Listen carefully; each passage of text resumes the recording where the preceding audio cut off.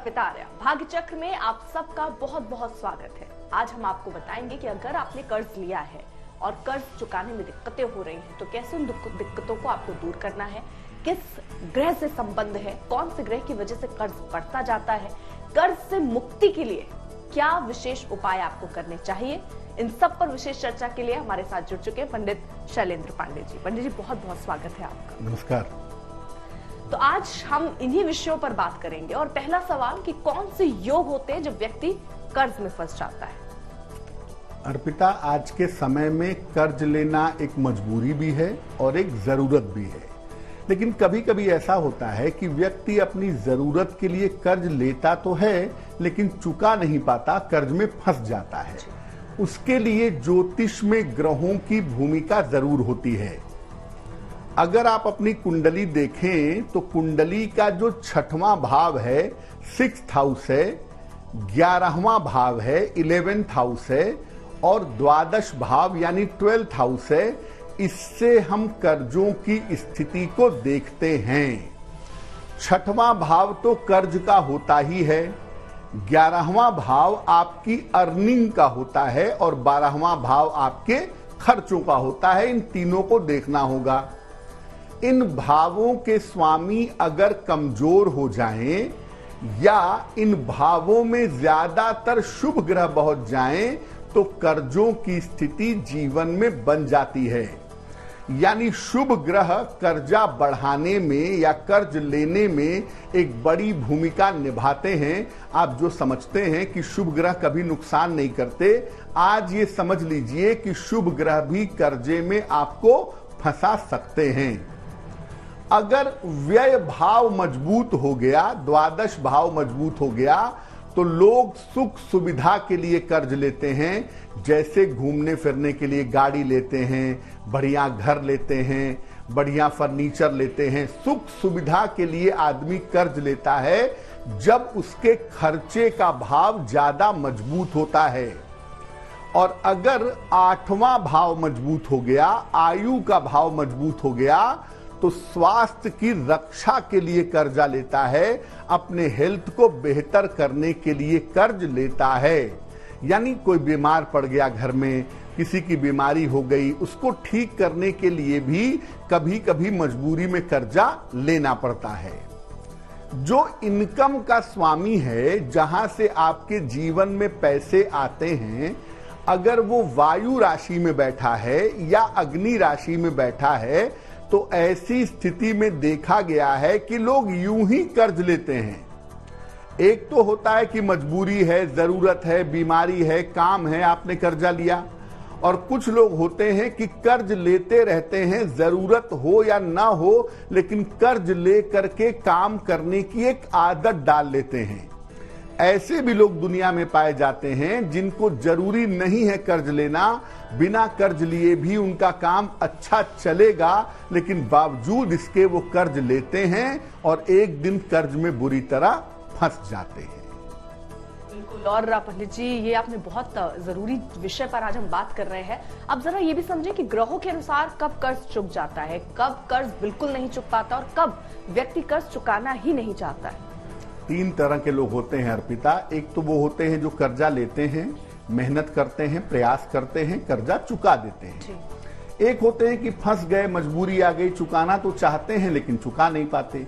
और एक होता है कि व्यक्ति कर्जा लेता ही इस उद्देश्य से है कि उसे कभी चुकाना ही ना पड़े, देना ही ना पड़े, कोई ऐसा जुगाड़ बन जाए। इसके लिए भी ग्रह जिम्मेदार होते हैं। अगर आपके लाइबिलिटी के भाव पर, दायित्व भाव पर, जो 6वां भाव है कुंडली का, वो आपका दायित्व है, आपकी लाइबिलिटी है, और उस पर अगर बृहस्पति, चंद्रमा, शुभ बुध या शुक्र का प्रभाव हो तो आप कर्जा लेते हैं, ईमानदारी से काम करते हैं और सही समय आने पर कर्जा चुका देते हैं।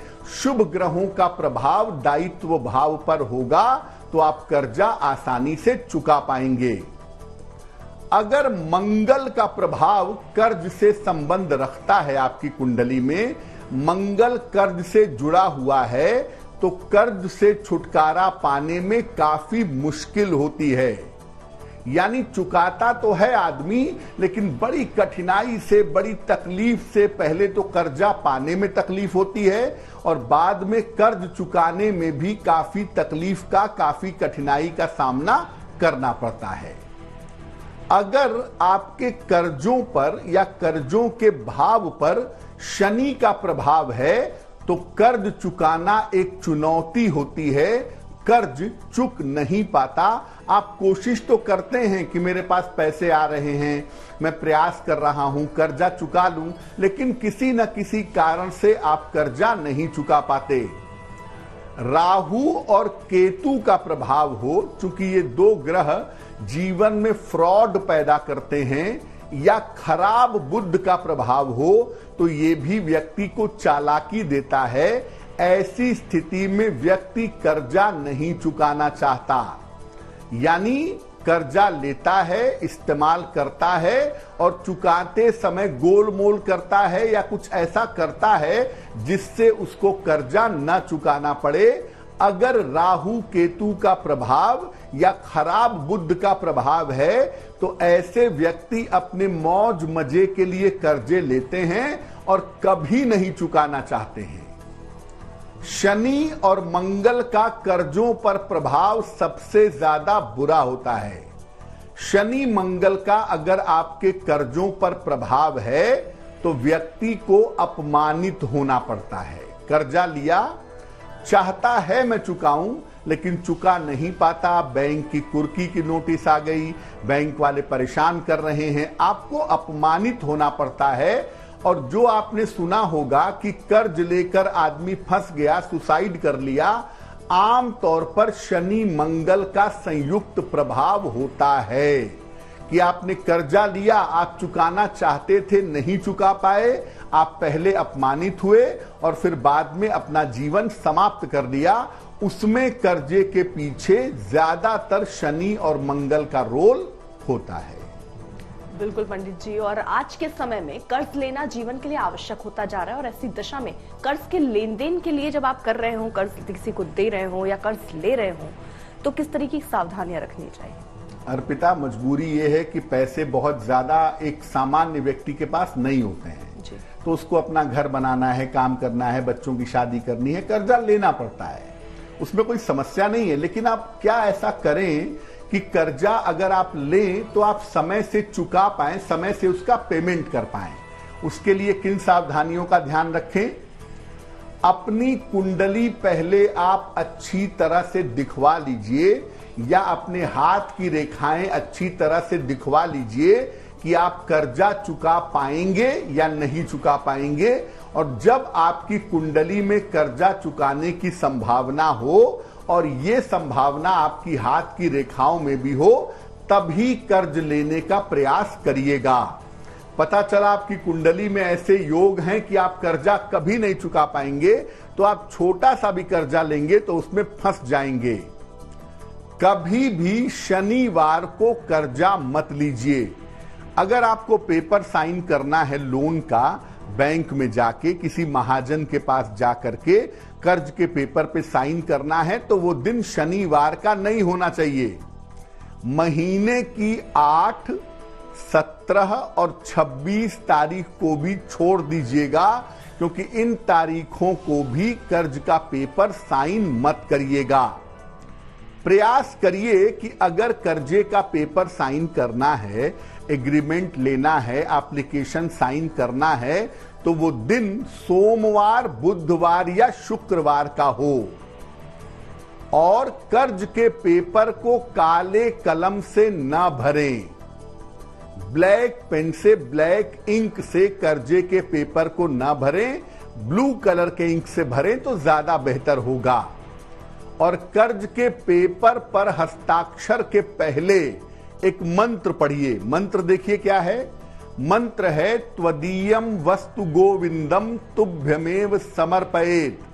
यानी हे प्रभु, ये वस्तु, ये चीज तुम्हारी है, तुम्ही को समर्पित कर रहा हूं। यानी जो मैं कर्ज ले रहा हूं प्रभु, वो मैं आपकी कृपा से ले रहा हूं, और मेरी प्रार्थना है कि मैं ये कर्जा आसानी से चुका सकूं। हमेशा इस बात को याद रखिए कि पहले कुंडली देखिए या दिखवाइए कि आप कर्ज ले पाएंगे या नहीं ले पाएंगे, लेना चाहिए या नहीं लेना चाहिए। और फिर जब आप कर्ज के पेपर पे साइन कर रहे हैं, कर्ज के एप्लीकेशन पे साइन कर रहे हैं, उस समय आपको ध्यान बनाए रखना जरूरी होगा। बिल्कुल, तो ये सावधानियां हैं जो सावधानियां आपको बरतनी है जब आप कर्ज लेने जा रहे हो। किस कलर के पेन का इस्तेमाल आपको करना है वो भी पंडित जी ने बताया, और कौन से वो उपाय है, कौन से उन मंत्रों का जाप है वो भी पंडित जी ने बताया। लेकिन कर्ज को शीघ्र अगर चुकाना हो तो क्या इसके लिए भी कोई उपाय है? अगर है तो वो क्या उपाय है पंडित जी? कर्ज को चुकाने के लिए अर्पिता बहुत सारे उपाय हैं। हालांकि आगे हम राशि के हिसाब से भी बताने की कोशिश करेंगे कि कर्जा आप कैसे चुका सकते हैं, लेकिन सामान्यतः कुछ ऐसे उपाय हैं, कुछ ऐसी बातें हैं जिनको अगर हम पालन करें तो कर्ज चुकाना थोड़ा आसान होगा। जैसे शनिवार को एक नारियल ले लें, नारियल का गोला, जिसको हम ड्राई फ्रूट की तरह इस्तेमाल करते हैं, सूखा हुआ नारियल, उसको ऊपर से काट लें, उसके अंदर चीनी भर दें और चीनी भर करके इस नारियल को आप जमीन में दबा दीजिएगा। किसी भी शनिवार को किसी ऐसे स्थान पर जहां पर मैदान हो, पेड़ हो, वहां पर जमीन के अंदर नारियल में चीनी भर करके आप जमीन में दबा दें। ऐसा एक बार कर लें, साल भर में ऐसा एक बार कर सकते हैं। कर्जा उतारने के लिए जरूरी यह है कि आपकी अर्निंग बढ़े, आपकी इनकम बेहतर हो। उसके लिए आप कनक धारा स्तोत्र या ऋण मोचन मंगल स्तोत्र, कनक धारा स्तोत्र या ऋण मोचन मंगल स्तोत्र का पाठ करें। खास तौर से अगर आप कर्जा उतारना चाहते हैं जल्दी से जल्दी और उसके लिए निरंतर प्रयास कर रहे हैं, तो ऋण मोचन मंगल स्तोत्र पढ़ना आपके लिए बहुत अच्छा होगा। दक्षिण मुखी हनुमान जी के मंदिर में मंगलवार को जाइए। जिन हनुमान जी का चेहरा दक्षिण की तरफ होता है उन्हें हम दक्षिण मुखी हनुमान जी कहते हैं। उनके मंदिर में मंगलवार को जाइए, उनके चरणों में सिंदूर अर्पित करिए। अगर आप महिला हैं तो आप लाल फूल अर्पित करें, अगर आप पुरुष हैं तो मंगलवार को हनुमान जी को सिंदूर चढ़ाइए। कर्ज उतारना आसान होगा। रोज सवेरे घर में 3 बार शंख बजाइए। देखिए, शंख बजाने से कर्ज नहीं उतरता, शंख बजाने से घर की जो तरंगे हैं, घर का जो वाइब्रेशन है वो बेहतर होता है, आपका आत्मविश्वास बढ़ता है, आपका साहस बढ़ता है और उस साहस की वजह से आप कर्ज उतारने का प्रयास करते हैं। तो 3 बार शंख बजाइए। मोती या ओपल, इन दोनों में से कोई एक रत्न सलाह लेकर के आप धारण करिए, आपके लिए बहुत अच्छा होगा। क्योंकि चंद्रमा और शुक्र का जो ये रत्न है, इसको पहनने से क्या होता है कि पैसे का फ्लो थोड़ा बेहतर हो जाता है, और जब पैसे का फ्लो थोड़ा बेहतर होता है तो कर्जा उतार पाना आपके लिए आसान होता है। बिल्कुल, तो इन उपायों को आप कर सकते हैं ताकि आप अगर कर्जा आपने लिया है तो वो आप चुका सके, उतार सके। अब हम जैसा पंडित जी जिक्र कर रहे थे कि राशि के हिसाब से भी आपने कहा था कि आगे आप दर्शकों को बताएंगे, तो राशि के अनुसार कर्ज मुक्ति के उपाय बताइए। बिल्कुल। और सबसे पहली राशि मेष। बिल्कुल, मेष राशि वाले अमूमन अर्पिता कर्जा लेते भी आसानी से हैं और चुकाते भी आसानी से हैं। मेष वालों के कर्ज में फंसने की संभावना थोड़ी कम होती है, कर्जे में कम फंसते हैं, कर्जा लेने से घबराते भी बहुत हैं और बहुत कम लेंगे भी और टाइम से चुका भी देंगे। लेकिन हो सकता है कि कहीं आप कर्जे में फंस गए हों। अगर आपको ऐसा लगता है कि आप कहीं पर भी कर्जे में फंस गए हैं तो हरे रंग के गणेश जी की पूजा करिए। हरे रंग के भगवान गणेश की एक मूर्ति ले आइए, अपने पूजा स्थान पे रखिए। रोज उनके सामने दीपक धूप बत्ती जलाइए और रोज सुबह उनको दूर्वा यानी दूब घास अर्पित करिए। अगर आपकी राशि मेष राशि है और आप भगवान गणेश की नियमित रूप से विधिवत पूजा करना शुरू कर दें तो आप कर्जों को चुकाने में सक्षम हो पाएंगे और सही समय पर सही तरीके से कर्जा चुका पाएंगे। बिल्कुल। और अब आगे अगली राशि का रुख करते हैं, जो है वृष राशि। अर्पिता, वृषभ राशि के जो लोग होते हैं, वृष राशि के जो लोग होते हैं, वो कर्जा तब तक नहीं लेंगे जब तक जीने मरने का सवाल पैदा ना हो। इसीलिए वृषभ वाले कर्ज के मामले में बहुत अलर्ट होते हैं और सोचते हैं कि अपनी जरूरतों में कटौती कर दें लेकिन कर्जा ना लें। वृषभ वाले कर्जे में बहुत कम फंसते हैं क्योंकि बड़ा कैलकुलेटेड चलते हैं ये। फिर भी अगर आपकी राशि वृषभ है और आप कहीं भी कर्जे में फंसे हुए हैं तो आप ऐसा करें, नियमित रूप से जो आपके घर में माता लक्ष्मी का चित्र है या मूर्ति है, उनको आप गुलाबी फूल, गुलाब का फूल या गुलाब की पंखुड़ियां नियमित रूप से अर्पित करके माता लक्ष्मी से प्रार्थना करें, आपके लिए बढ़िया रहेगा। और शुक्रवार को लोगों में मिश्री बांटें। मिश्री बाजार में आसानी से उपलब्ध हो जाएगी।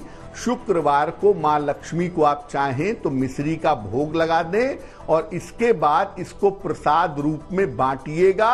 निश्चित रूप से आपके लिए अच्छा होगा, कर्ज चुका पाना आपके लिए सरल होगा। बिल्कुल। तो ये दो राशियां जिनके बारे में हमने आपको बताया है कि कैसे ये कर्ज लेते हैं या नहीं लेते, या आगे किस तरीके की अगर दिक्कतें आए तो उपाय आपको करनी चाहिए, ये हम दरअसल समझ रहे हैं। लेकिन पंडित जी, अब वक्त हो चला है आज के सवाल का, तो किसका सवाल पहले? जी, आज का जो पहला मेल है वो कुणाल जी ने हमें लिखा है, जबलपुर मध्य प्रदेश से लिखते हैं ये। 5 अक्टूबर 2004 का इनका जन्म है, 5:37 शाम को, जबलपुर मध्य प्रदेश। ये कह रहे हैं कि मैं गणित में बीएससी कर रहा हूं और आगे मैं सिविल सर्विस में जाना चाहता हूं। क्या मेरा सिलेक्शन सिविल सर्विस में होगा या नहीं होगा? कुणाल जी, आपकी कुंडली बनती है मीन लग्न की और आपकी राशि बनती है मिथुन राशि। आपकी कुंडली के हिसाब से आपको सिविल सर्विस की तैयारी जरूर करनी चाहिए। इस कुंडली में दो तरह के करियर की संभावना बनती है। एक, आप आगे चल करके शिक्षा क्षेत्र में जा सकते हैं, एजुकेशन फील्ड में बढ़िया नौकरी पा सकते हैं। और दूसरा, स्टेट सर्विस कमीशन जैसे एमपी पीसीएस है, यूपी पीसीएस है, अगर आप इसकी तैयारी करें तो आपका सिलेक्शन जरूर होगा। लगभग अभी आपकी उम्र 18 वर्ष की हुई है। उम्र के जब 26 साल आप पूरे करेंगे, वहां पे सिलेक्शन की संभावना बनती है और वहां से आपका जीवन बेहतर हो जाएगा। फिलहाल हमें केवल आपका कंसंट्रेशन बेहतर करना है, एकाग्रता बेहतर करनी है, ताकि आप बेहतर तरीके से पढ़ सकें। और इसके लिए आप एक मोती बनवा के जरूर पहन लीजिए। 10-12 रत्ती की मोती चांदी की अंगूठी में, दाहिने हाथ की सबसे छोटी उंगली में, शुक्ल पक्ष के सोमवार की रात को मोती धारण करने से आपको लाभ होगा। बिल्कुल। तो ये सवाल थे जो आपके माध्यम से यहाँ पहुंचते हैं और उसका समाधान पंडित जी आप तक पहुंचाते हैं। अब राशियों का एक बार फिर से रुख करते हैं और अगली राशि की चर्चा करते हैं, जो है मिथुन राशि।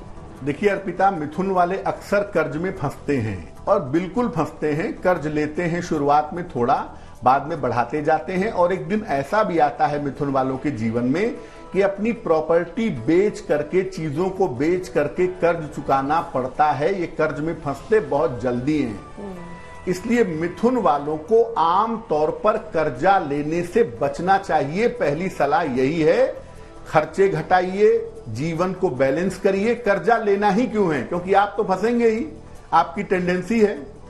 फिर भी अगर आपकी राशि मिथुन है और आप कर्ज में फंसे हुए हैं तो एक तो मंगलवार का व्रत रखने का प्रयास करिए। मंगलवार को विधिवत नियम पूर्वक उपवास रखिए, आपके लिए अच्छा होगा।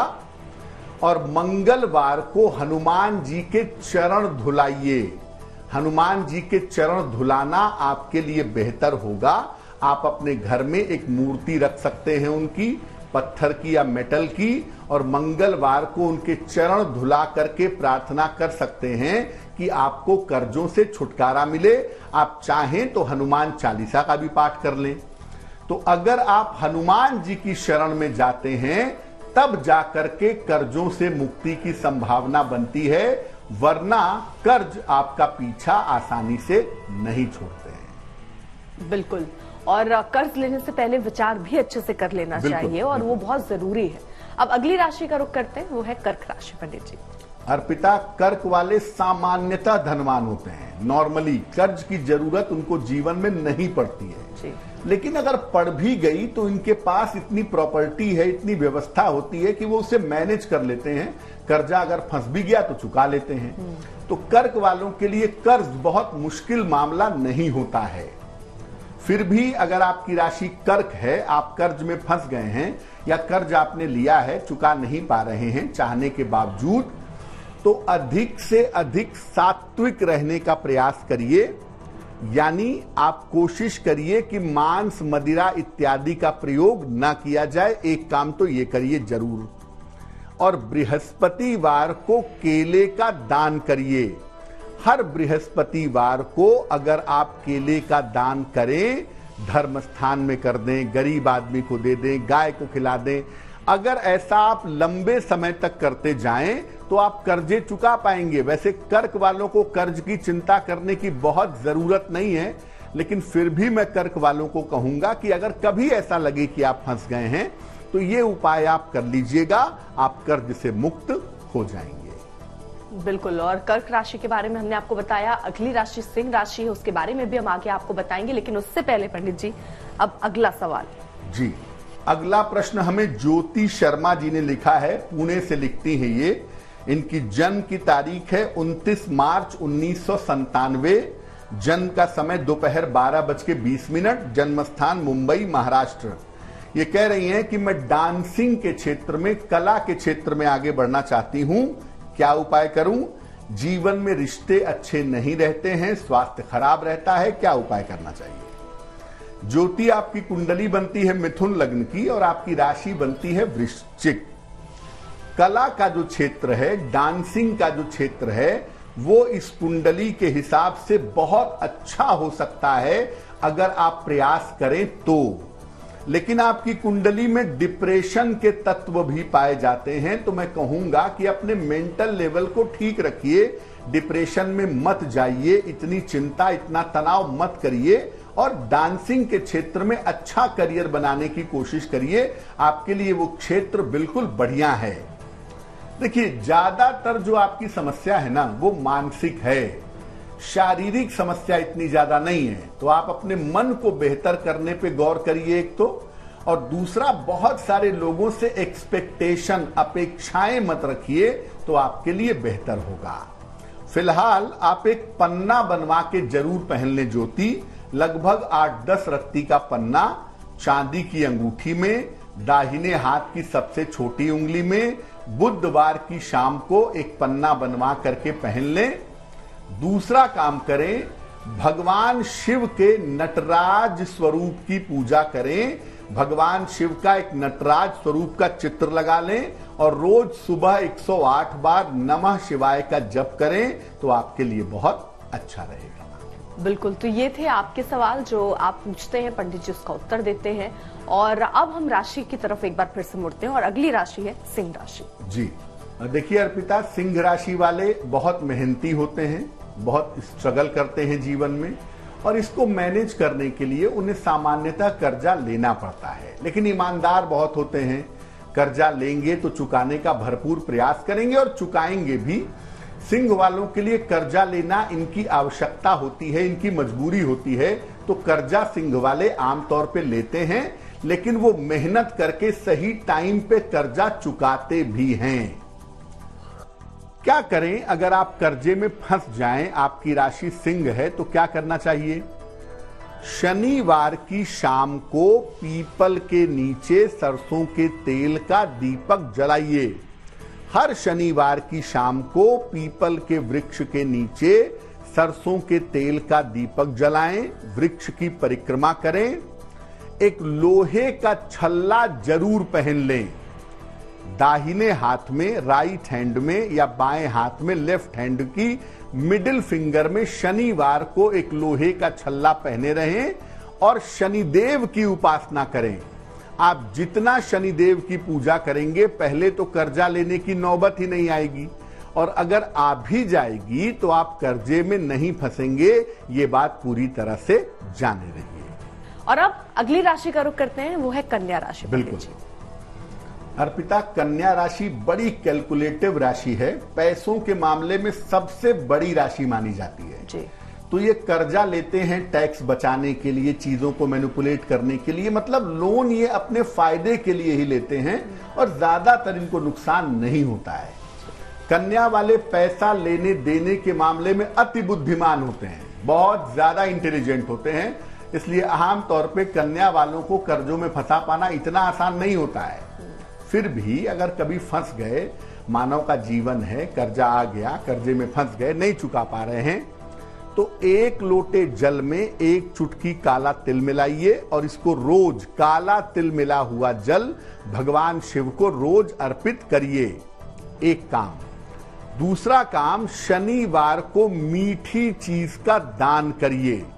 कोई भी मीठी चीज, जैसे गुड़ है, लड्डू है, बूंदी है, कोई भी मीठी चीज हर शनिवार को अगर आप दान करें तो आपके लिए बहुत शुभ रहेगा। ऐसा करने से कर्जा कितना भी आपको परेशान करता हो, आप कर्जे में बिल्कुल नहीं फंसेंगे।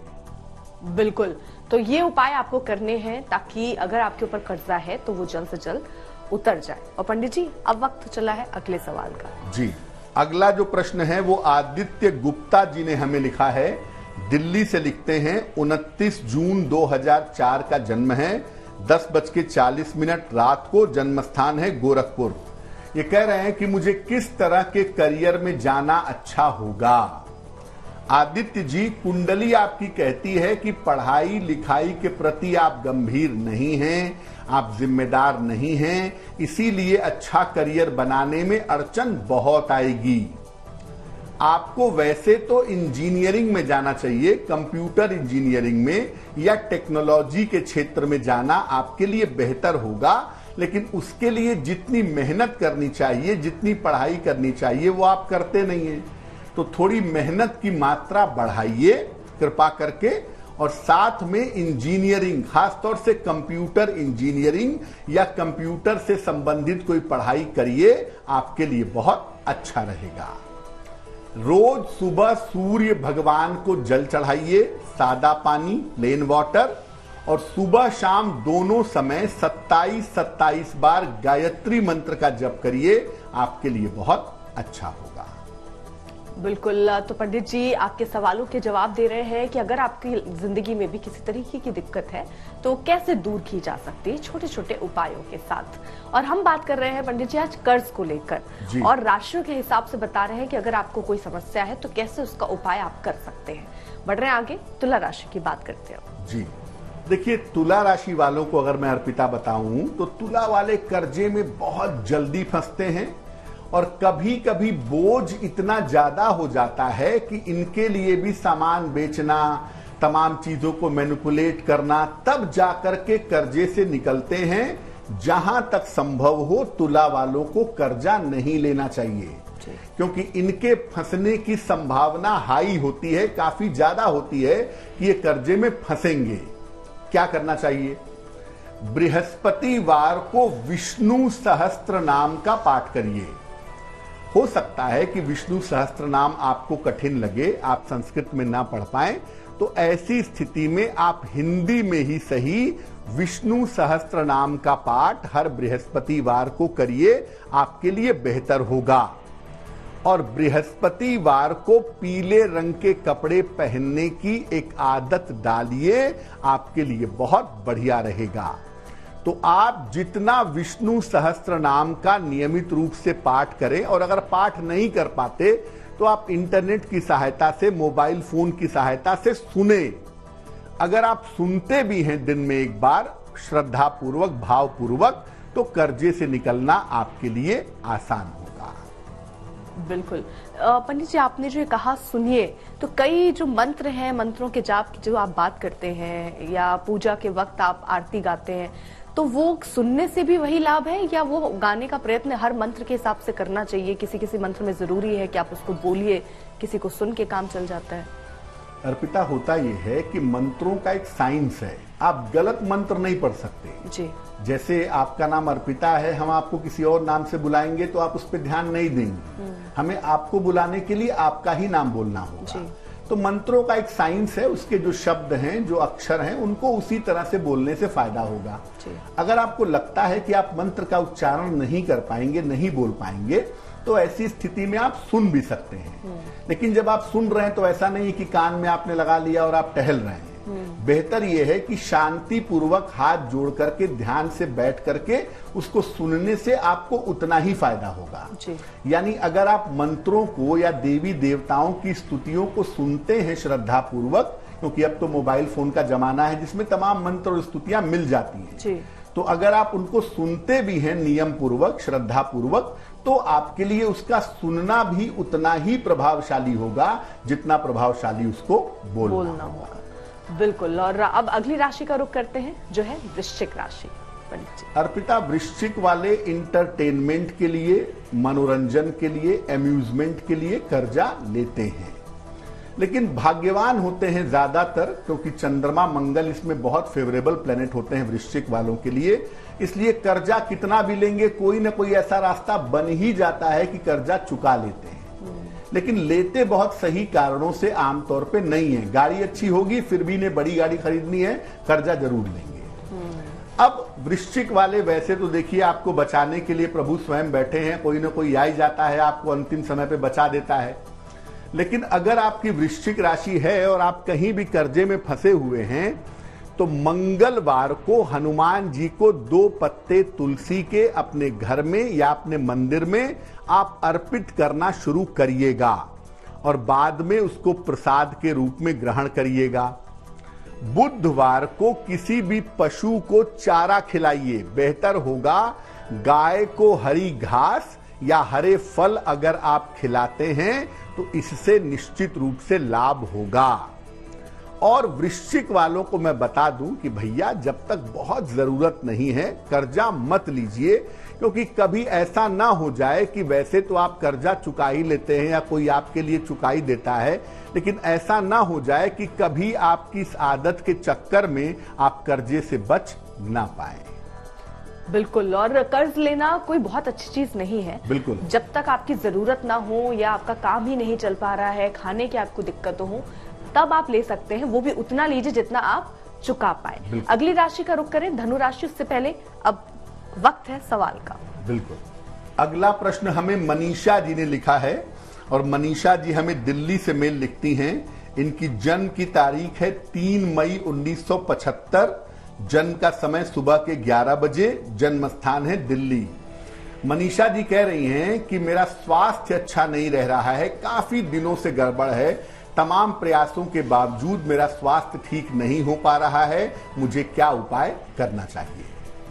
देखिए मनीषा जी, सिर्फ 2 बातों को समझिए। पहला, तनाव बहुत है, स्ट्रेस लेवल बहुत है चंद्रमा की वजह से, और ये तनाव आपके शरीर में दिक्कतें पैदा कर रहा है। ऐसा लगता है कि पारिवारिक जीवन बहुत अच्छा नहीं है, जिस वजह से काफी तनाव है और उस तनाव की वजह से सेहत में दिक्कतें हो रही हैं। अगर आपको ज्यादा दिक्कत हो रही है तो आप किसी मनोचिकित्सक से भी संपर्क कर सकती हैं, क्योंकि ज्यादातर आपकी प्रॉब्लम तनाव की वजह से हो रही है। ज्योतिष के हिसाब से 2 उपाय करिए। सुबह शाम दोनों समय नमः शिवाय का जप करिए, 108 बार सुबह, 108 बार शाम को। और महीने में 2 एकादशी आती है, दोनों एकादशी का उपवास रखिए, जीवन में सुधार होना शुरू हो जाएगा। वैसे जुलाई 2023 के बाद से आपका स्वास्थ्य बेहतर होता हुआ दिखाई दे रहा है। बिल्कुल। और चलिए एक बार फिर से राशियों का रुख करते हैं और अगली राशि है धनु राशि। अर्पिता, अगर धनु वालों की बात करें तो ये छोटा कर्जा लेते हैं जीवन में, लेकिन टाइम बहुत लगता है इनको चुकाने में। अमूमन कर्जा चुकाना चाहते हैं, चुका भी लेते हैं, लेकिन ये छोटा भी कर्जा अगर लेंगे तो इनको समय बहुत लगता है, कभी कभी पूरी जिंदगी बीत जाती है, लेकिन कर्जा चुका लेते हैं, उसमें फंसते नहीं हैं। फिर भी अगर आपकी राशि धनु है और आपको लगता है कि आप कर्जे में फंस गए हैं या कर्जा नहीं चुका पा रहे हैं, तो रोज सुबह भगवान विष्णु और माता लक्ष्मी, भगवान विष्णु और माता लक्ष्मी की पूजा करें, आपके लिए बहुत अच्छा होगा। शुक्रवार को कन्याओं में सफेद मिठाई बांटें, नारियल की मिठाई, सफेद बर्फी, जो भी संभव हो कन्याओं में बांटें, केवल भगवान विष्णु और मां लक्ष्मी की पूजा करने से, कन्याओं का, महिलाओं का सम्मान और आदर करने से आप कर्जा बहुत आसानी से चुका पाएंगे। बिल्कुल, तो ये धनु राशि के बारे में हमने आपको जानकारी दी और अब अगली राशि का रुख करते हैं जो कि है मकर राशि। जी अर्पिता, मकर वाले कर्जा लेते रहते हैं, चुकाते रहते हैं और कर्ज ले लेके बहुत सारे काम अपने निपटा भी लेते हैं जी। मकान बनवा लिया, बच्चों की शादी कर ली, गाड़ी ले ली, यानी जितनी जरूरत है उतना कर्जा उस समय पे लेंगे और सारे काम अपने निपटा लेते हैं। यानी सबसे ज्यादा बुद्धिमानी से कर्जों का इस्तेमाल मकर राशि वाले करते हैं जी।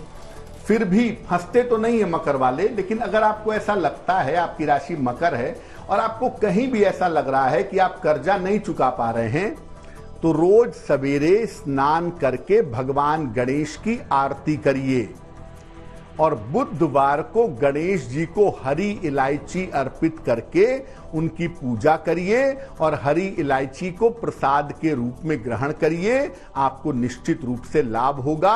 यानी भगवान गणेश की आप जितनी पूजा करें, कर्जा चुकाना आपके लिए उतना ही आसान होगा। बिल्कुल, तो ये मकर राशि के बारे में हमने आपको जानकारी दी। अब बढ़ रहे आगे, बात कुंभ राशि की कर लेते हैं पंडित जी। कुंभ राशि वाले शुरुआत में फाइनेंशियली बड़े मजबूत नहीं होते हैं, तो शुरुआत में तो जीवन देखिए कर्जे के हिसाब से ही चलता है, लेकिन मध्य आयु के बाद 40 साल के बाद ये धनवान भी होते हैं और जब धनवान होते हैं तो कर्जा लेने की नौबत नहीं आती, लेकिन युवा अवस्था में कर्जा लेना पड़ता है मजबूरी की वजह से जी।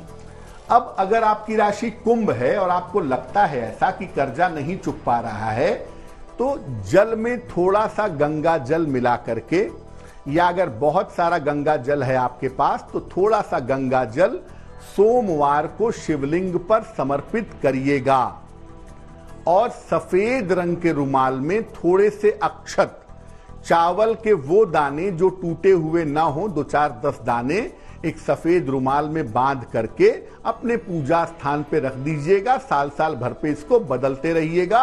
ये छोटा सा उपाय करने से आप कर्जा आसानी से चुका पाएंगे। बिल्कुल, और अगली राशि है अब मीन राशि। मीन राशि वालों के लिए क्या निर्देश?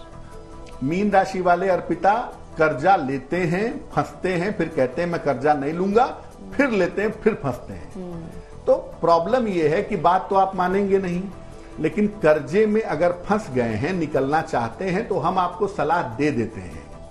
रोज सवेरे सूर्य भगवान को जल चढ़ाइए, सादा पानी, प्लेन वाटर, ऐसा नियम बना लीजिए ताकि कर्जे में फंसे ही ना, और अगर फंसे तो कम से कम निकल जाएं। रविवार को गाय को गुड़ और रोटी खिलाइएगा। अगर आप ऐसा करते हैं तो निश्चित रूप से कर्जा कितना भी ज्यादा क्यों ना हो, कर्जे से आप मुक्ति पा सकेंगे। बिल्कुल, तो इन उपायों के साथ आप कर्जे से बच सकते हैं। कर्जा अगर बहुत बढ़ता जा रहा है तो उसको चुका सकते हैं। वो पंडित जी ने आज हमें बताया। बहुत बहुत शुक्रिया पंडित जी हमारे साथ जुड़ने के लिए। देश दुनिया की बाकी खबरों के लिए आप देखते रहिए आज तक।